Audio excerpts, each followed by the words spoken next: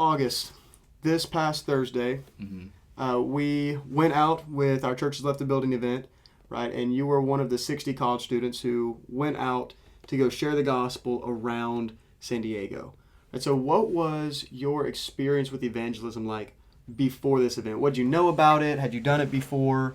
What had been your experience with it? I had zero experience evangelizing. I knew a little bit of what it was because I have a buddy who does it back home. He does it quite often, so I asked him a lot of questions, just on, how it is, how people react, and all that kind of stuff. But I didn't know anything as far as how to approach people, things to say. I knew nothing. So it's complete first time. Didn't know what to do, didn't know what to say. So yes, this is your first exposure to going out and sharing the gospel with people. You'd heard about it, maybe knew that you were supposed to do it, right, as a Christian. And we've been talking about that in the college ministry for a couple weeks now, right? I mean, you've only been here whenever we've been talking about evangelism. Yeah. And so this was something that you've heard about.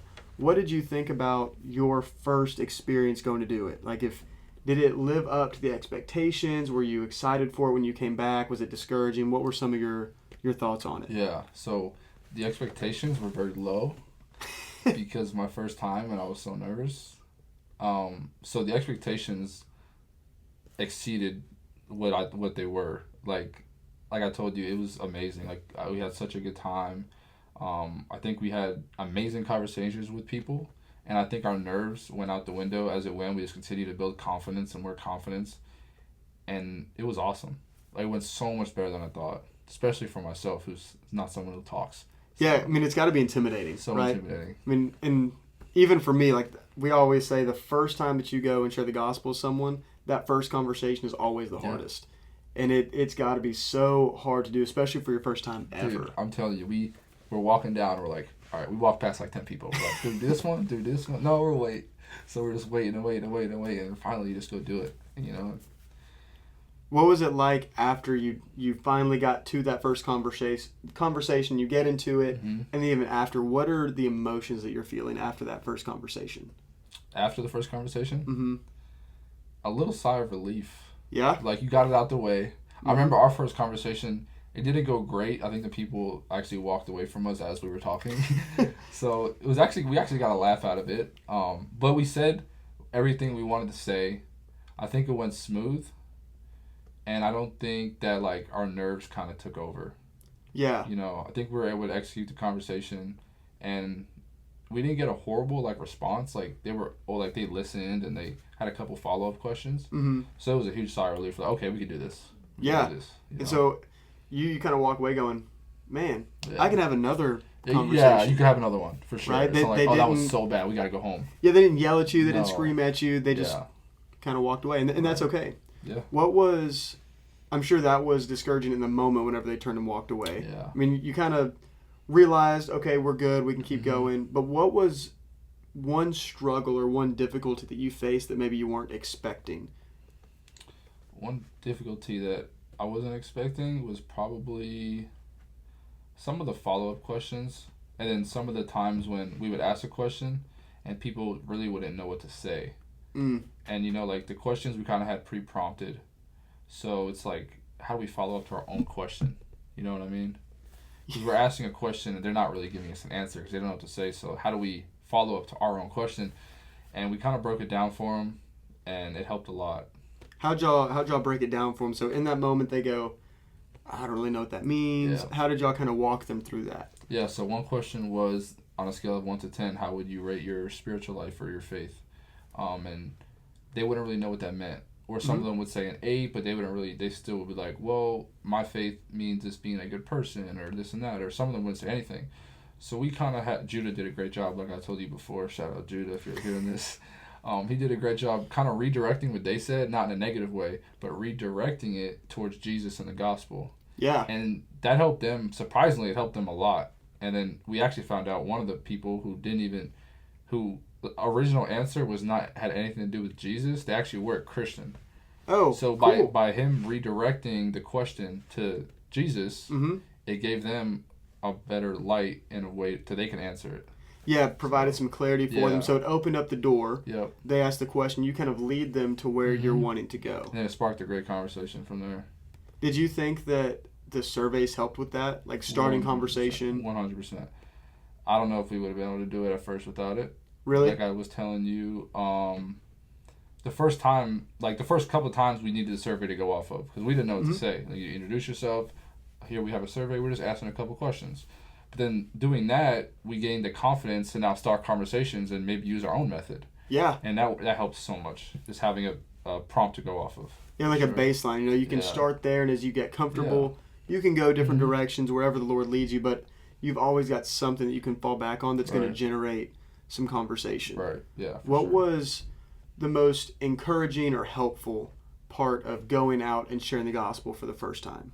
For me, being a first timer, it was 100% having people with me. Yeah.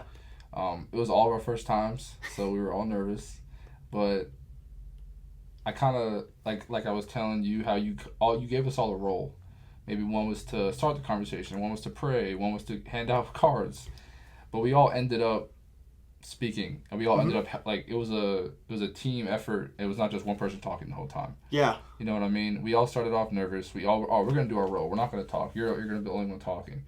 Next thing you know, I'm talking. Next thing you know, Bonnie's talking, and we're all just talking, and it was great. Were you expecting to do much talking? No, zero talking. I told Judah on the way there, I'm like, yo, good luck. I'm gonna hand out these cards. I'm not gonna say anything. And next thing you know, I'm over here sparking up conversations with people and sharing the good news, man. Yeah, because you see Judah doing it. Yeah. You see the guy who knows, is assigned to do that. That's his task for the team. But then as you and Bonnie start seeing him do it, you're like, man, I want to play a part in that too, and I want to get involved. And all of a sudden, all three of you are involved in that, right? Yeah. And now all of y'all have experience sharing the gospel and having conversations, both conversations that go well, and probably some conversations that don't go so well. Oh, for sure. And that's okay. Like the people turning around and walking away. Yeah. You go, man, all right, and you move on to the next one, because even then you're still planting seeds for the gospel in their lives. Exactly. And then you go, okay, who's the next person that God is leading me to? Right. And so I know that there are so many students this past Thursday for this event that they'd never gone out and evangelized. They'd never gone and shared the gospel before, and it was intimidating for them. Right. What would you say to someone who maybe wasn't able to make it, but is interested in going and sharing the gospel, but there's just a level of difficulty or intimidation or fear that they have? What would you say to them to encourage them to step out and do that? Absolutely. First of all, it's obviously knowing that that's what we're called to do, and we're called to be uncomfortable because it's going to be uncomfortable. And you have to forget about yourself. Like on the way there, Judah kept saying, he's like, you just have to remember, guys, this is not about you. You have to throw yourself out the window. You have to throw your pride out the window. You can't keep asking yourself, oh, what are these people going to think of me? I'm going up to them talking about Jesus. They're going to think I'm crazy. It's not about you. You know what I mean? And that's what helped me so much, is like, people are going to think what they want. They're going to say what they want. Jesus knows. You know what I mean? Right. And he's really who you're seeking to please.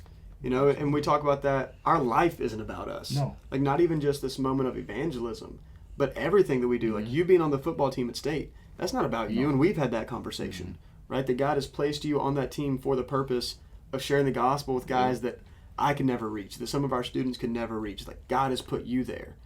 So not only just in evangelism is it not about us, but our life isn't.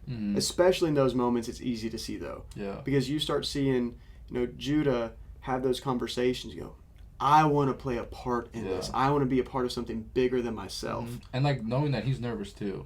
Yeah. You know what I mean? It's like you see him out there. It's almost like on the football field or in any aspect of life. Your brother is out there. He's doing all the work, and you're kind of just a bystander. Yeah. Like, no, we're all here for the same reason, for the same cause, and there's no reason he should be the only one doing it. So, and seeing him do it gave us so much confidence. Yeah. So. Because you can see that, man, it's possible. Yeah. And it's not on your strength, it's not on your ability, but you're relying on the Lord. Yep.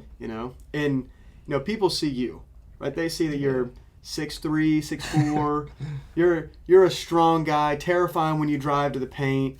People see you and they go, that guy's not scared of anything. There's no way that he's scared of anything. Look at, he's a Division I athlete. Was this difficult or intimidating for you? And how was it, if it was? It was terrifying. I've never done it before. I've never once went out in public with the sole purpose of me being there is to share the gospel. Never once have I done it. I mean, obviously I've thought about it. I know it's my calling, but it's never crossed my mind to go do it. So like on the way there, like, I mean, I'm so nervous. I'm nervous when we get there. I'm telling Judah, I'm like, I'm not talking. You know what I mean? Like, I told you I wasn't talking. Like, I'm not talking. I'm going to hand out these cards however I'm supposed to do that. And we're going to see how this goes.